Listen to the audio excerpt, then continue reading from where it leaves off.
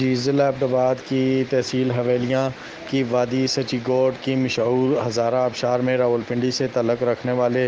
2 سکے بھائی نہاتے ہوئے جان کی بازی ہار گئے۔ اس علاقہ میں دفعہ 144 کا نفاذ بھی جو ہے وہ بھی کیا گیا ہے، اور اس کے ساتھ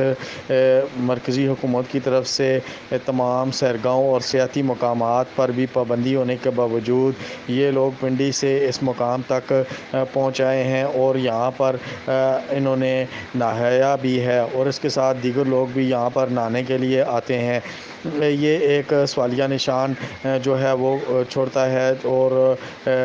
جو انتظامی ادارے ہیں اور ضلعی ایبٹ کی ضلعی انتظامیہ ہے، اور ان سے یہ ایک